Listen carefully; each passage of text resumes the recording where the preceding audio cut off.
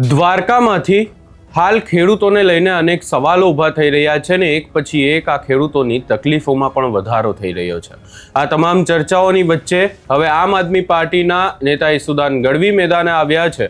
શું છે સમગ્ર મામલો એની વિગતે ચર્ચા કરીશું। નમસ્કાર, હું છું ઉજ્જવલ અને આપ જોઈ રહ્યા છો નિર્ભય ન્યૂઝ।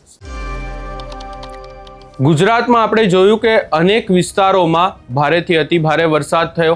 અનેક વિસ્તારો એવા પણ હતા કે જે વિસ્તારોમાં વરસાદ જ ન થયો અને આ તમામ ચર્ચાઓની વચ્ચે હવે આમ આદમી પાર્ટીના પ્રદેશ પ્રમુખ ઈસુદાન ગઢવીએ દ્વારકાના ગામડાઓમાં ફરી અને ખેડૂતોની પરિસ્થિતિ જાણી ત્યારે વાત કંઈક અલગ જ સામે આવી। દ્વારકાના અનેક એવા ગામડાઓ છે કે જે ગામડાઓ વરસાદ ન પડવાને કારણે દુષ્કાળગ્રસ્ત બન્યા છે અને ખેડૂતોને મોટા પાયે નુકસાન પણ જઈ રહ્યું છે। આ તમામ ચર્ચાઓની વચ્ચે ઈસુદાન ગઢવી દ્વારા શું કહેવામાં આવ્યું એ પણ સાંભળી લઈએ।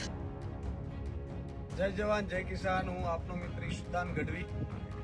મિત્રો, આજે હું ગામડાઓમાં ફરી રહ્યો છું। ગામડાઓમાં અહીંયા દ્વારકા જિલ્લામાં જેમ સરકાર રૂઠી છે એમ મેઘરાજા રૂઠ્યો છે અને મેઘરાજા રૂઠ્યો છે એટલે અમને પ્રશ્ન એ થયો છે કે આ કાળા માથાના માનવીને તો થોડું ઘણું અમે આનો સહન કરી લઈએ છીએ, પણ ઈશ્વર જ્યારે રૂઠે ત્યારે ઢોર ઢાંખર આ બધી સમસ્યાઓ છે। અહીંયા આપ જોઈ શકો છો, આ બધા અત્યારે બેઠા છે।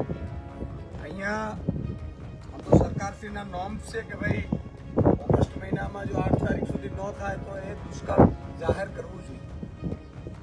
અત્યારે હાલત એવી છે કે અહીંયા કોઈ જગ્યાએ પાણી ભરેલા નથી, નહીં તો ગયા વર્ષે આ બધા મને લાગે ભરેલા હતા તળાવો, અહીંયા પાણી એટલું ભરેલું હતું। આ કાલાવર સીમાણી ગામ અને આસપાસના બધા 2-4 ગામો, હમણાં આપણે ત્યાં ચુડેશ્વર ગયા, ચુડેશ્વર ગયા, બારા ગયા, આ બધા વિસ્તારમાં દેવભૂમિ દ્વારકાના ગામો છે। મિત્રો, હું સરકારશ્રીને અપીલ કરવા માંગીશ, મુખ્યમંત્રીશ્રીને, કે એકાદ વખત હેલિકોપ્ટર ફેરવવો તો આ બધું ચક્કર મારી જાઓ, મારવા જેવી છે। અને માની લો કે તમને સમય ના હોય તો અહીંયા આ દેવભૂમિ દ્વારકા જિલ્લાને તમે દુષ્કાળગ્રસ્ત જાહેર કરો, કારણ કે પાક વીમા યોજના બંધ છે 2018થી। પ્રધાનમંત્રી ફસલ વીમા યોજના પહેલી કેન્દ્ર સરકારે બનાવેલી અને એ પહેલો એવો રાજ્ય છે કે જે ગુજરાત છે જે બંધ છે। માનકંડને બિયારણ લીધું, જો આ બધું તમે જોઈ શકો છો, આ બાજુ ખેતરોમાં દેખાડો, અહીંયા આખું પાક સુકાઈ રહ્યા છે। વાવી તો વાવણા કરી ગયા, વાવણા એટલા મજબૂત નથી, કારણ કે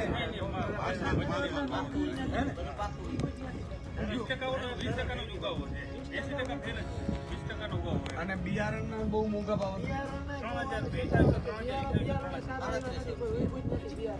કેટલા ભાવ?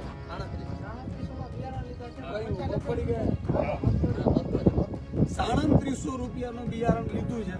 હવે એમાં થોડું ઘણું ઉગ્યું છે। બીજું કે અહીંયા વરસાદ નહોતો પડ્યો, પણ બાજુમાં વાવણી ચાલતી હોય એટલે આપણે એમ થાય વાવણી કરી જઈએ, પછી નહીં તો મોડું થાય તો બહુ પછી વાવણી થઈ ના। તો શું મત છે તમારો? આમ દરેક આ સમયે કેટલો વરસાદ થઈ જતો છે? બાપાને પૂછીએ। દર વર્ષે વરસાદ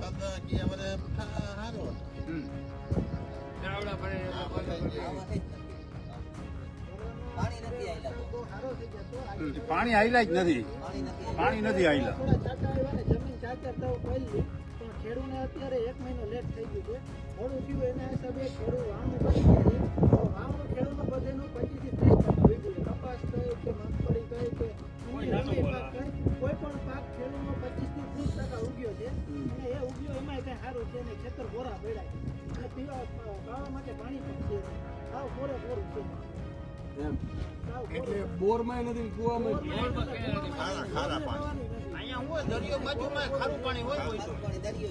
તમારી શું માંગ શું છે? નર્મદાનું પાણી આવે તો ખાવા પીને ન પીને પીવાનું ટૂંકમાં થઈ જાય, પીવાનું માણસને થાય છે નર્મદાનું આવે બાકી ગાડીમાં ક્યાંય હવેડો ભરાય નથી। શું તમારી માંગ શું છે? સરકાર વહેલા તકે દુષ્કાળ જાહેર કરે અને સરકાર અમને સહાય કરે એ અમારી માંગ છે। અમે તો બિયારણમાં એટલા છેતરાણા 2700 ભાવના લઈને બિયારણ વાવ્યા છે, પણ બિયારણ 20 થી 25% વીઘા, બિયારણ કઈ વીઘા નથી, એ કોઈ જવાબ દેતા નથી, બિયારણ આપીએ છીએ એમ કે છે ઉપરથી અમને આવ્યા છે બિયારણ। ઘાસચારો થોડું ઘણું ઘાસચારો આમાં કઈ એવું જ નથી, ઘાસચારો પૂરો થઈ ગયો છે। સરકાર કંઈ ઘાસચારામાં સહાય કરે, ખેડૂતને સહાય કરે, બી બિયારણ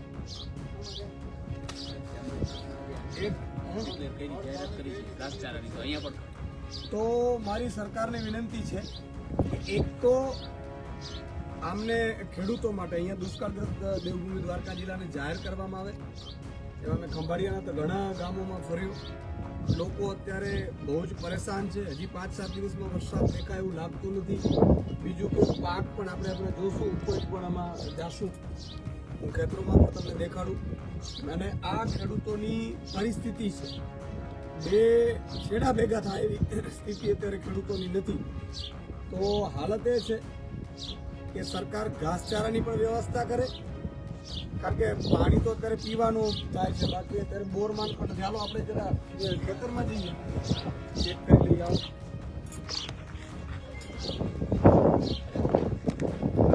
મિત્રો, અત્યારે આ બાજુ ના એ કપાસ જ છે ભાઈ, ઉઈકો નથી. જોવો એને ઉગાવો જોઈ લો ખાલી.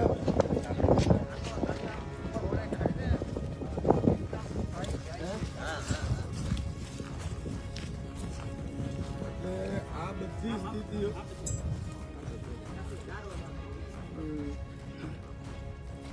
મિત્રો, આ ઘાસચારાની પણ ખૂબ સમસ્યા છે અત્યારે.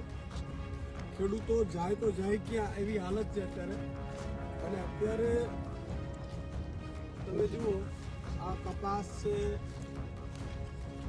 અને આમાં જુઓ આ ઉગાવાનું, અને એક તો જે કે આ કપાસ છે, અહીંયાથી શરૂ કરીએ આપણે, બરોબર છે? અહીંયાથી એકે છોડવો નથી ને, હા જો એક છોડ આમાં અહીંયા આવ્યો, હા. બરોબર છે? જોતા જ આવે. અને પાછો છેટ અહીંયા આવ્યો, એટલે અહીંયા વચ્ચે બે છોડવા નીકળી ગયા, ઉગ્યા નહીં. પછી એક છોડવો અહીંયા આવે. હવે અહીંયાથી છોડવો નથી મિત્રો, આ તમને હું પ્રૂફ સાથે બતાવું છું. અહીંયા આવે, આટલું બધું ખાલો પડ્યો. અહીંયા એક હારમાં નથી, આવો બધી હારમાં જોઈ લીધું. અહીંયા આ છે હાર, બરોબર? આ હારમાં, બરોબર? આ રીજો આ હાર છે, એક અહીંયા છે, અહીંયા છે, અને એક છે અહીંયા છે. આ બાજુ જો. મિત્રો અહીંથી પાછું લઈ લ્યો તમે, આ છે અહીંયા સુધી. તો કહેવાનો મતલબ એ છે કે આ બિયારણ પણ હવે ઉગે એવી સ્થિતિમાં નથી મિત્રો. અને આમ છે એ બધા ઉઈકા જ નથી. આમ જો ખાલી અને આ આખા વિસ્તાર જોઈ લો. બધામાં 20% જેવું ઉગાવ. હવે થોડું ઘણું પાણી હતું, મતલબ કે આગળ થોડો છે. હા હા એ થોડું ઘણું આગળ. થોડું પાણી કરાવીને. અને તો આ બધા ખેડૂતોની હાલત છે. વિનંતી એ કરું છું, આ જોજો, આ છે બરોબર, અહીંયાથી નથી, અહીંયાથી છે, જો આ રહ્યું. અહીંયાથી છે જ નથી. વિચાર કરો તમે, હવે તમે વિચાર કરો, આ ખેડૂત કરે શું? અહીંયા છે, બોલો, અહીંયા છે. આટલી હારમાં કપાસના છોડવા ઉગ્યા નથી. આ એટલા માટે કહું છું કે મુખ્યમંત્રી શ્રી અને કૃષિ મંત્રી શ્રી મારી વિનંતી છે કે તમે એવું કહેતા હશો કે અમારા અધિકારીઓ સર્વે કરશે, તમને એવું કહેતા હશો કે ભાઈ એક કામ કરો, અમારી ટીમો જઈ અને સેમ્પલ લઈ આવશે. તો આ સેમ્પલ તમને હું લાઈવ બતાવું. આમાં તો સુદાનભાઈ કાંઈ ગડબડ તો કરશે નહીં. ખેડૂત વચ્ચે ઊભા છે. આ ખેડૂત છે, ખેડૂતો છે. શું નામ? ખેડૂત એ વાડી લગન નહીં આવે. આ યુવરાજસિંહ છે. પોતાનું ખેતર છે, યુવરાજ છે. આ યુવરાજસિંહ તમારો છે. વિચાર કરો તમે. લાગે છે જૈનજી જેવું લેવાનું જ લીધું નહીં. કારણ કે હવે આ 12 મહિને એક ઉપજ આવતી, એમાંય ઉપજમાં આવી રીતે થાય તો હવે આમાં તો શું કરશું યુવરાજ? આ તો બધું ખાલું રાખી કે દહીં નાખી આમાં પાછો વરસાદ ય નથી, શું કરું? પાણી પાણી પાવર ન રહે તે દાડા મારે. તમને કહું કાલમાં આવલો વરસાદ હોય તો આપણે ખાલાઈ ખાલાઈ પૂરી થઈ. ખાલા વરસાદ નથી, આ વરસાદ નથી. હા, નગરભાઈ અઠવાડિયામાં ઉગી આવે. હાલો કોઈ ઉગી હોય બરોબર. વરસાદ નથી હવે ખાલી એમને બીયું. અને લોન કેટલી લીધી? તો 1.6 લાખ રૂપિયા લોન દીધી. 6 લાખ. હા મિત્રો એક પણ ખેડૂત હા એ પણ સરકાર છે ઈ કોઈ આજ 2-3 વર્ષ થયા. આગલો જે 2019 નો વીમો હતો એ પણ ના આપ્યો. વચમાં એક વીમો આપ્યો તો એમાંય પણ જે આપણા જે લેવલનો હોય એ પૈસા ખાઈ ગયા. એ પછી 2 થી 3 વખત આ વીમો તો વીમા કંપની ઉઠી ગઈ છે, વીમો આપતા જ નથી ખેડૂત. અને ટાઈમે બેંકે જો કદાચ આપણાથી નવા જૂનું ના થયું હોય તો બેંક આપણે ડબલ વ્યાજ આપે, ડબલ વ્યાજ લઈ લઈએ. એટલે ખેડૂત એમાંય મૂંઝાય છે. ખેડૂત અગર આવા વર્ષો થાય તો આ ખેડૂત કેમ ભરશે? 6 લાખનું લોન, એનું વ્યાજ તો એ કેમ ખેડૂત ભરશે કેવી રીતના? આ હું એક ખેડૂત નથી પણ અનેરો કોઈ ખેડૂત આવવા એટલે આમાં ખેતરમાં જો કંઈક થાય તો કંઈક નભી શકી અને કંઈક અમે વ્યાજ પણ ભરી શકી અને બાળ બચ્ચાને નફાડી શકી. આમાં તમે જો 2 વખત વાવેલું છે એ છતાંય ઉઈકું નથી. અને બીજા નંબરમાં કે ચારીકોર આખી રાત જાગવું પડે. નકર સુવર છે, ભૂંડ તમને એનું લાઈવ રોજ છે આપણે એ જોઈએ. એનું લાઈવ રેકોર્ડિંગ જોવું હોય તોય આપણે વાવી ક્યાં એ આપણા બાજુના ખેતરમાં છે. લાઈવ છે ખેતર કે ઈ પણ જો 24 કલાક જાગવો ભૂંડ હોય તો જ થઈ શકે. અગર એ ભૂંડનો ત્રાસ છે. હા ભૂંડનો 24 જો કલાક અહીંયા ખાટલો દેખાતો તો જરાક ખાઈ દો. ખાટલા છે જુઓ ખેતરે જ્યાં ખાટલે અહીંયા ખેડૂતે હુવું પડે છે. તમે વિચાર કરો, આ ખાટલો છે બરોબર છે. હા, ગમે એ જમીન ગમે એ હોય બધે હોવું પડે. રાત્રે આપણે એ થાય. હા.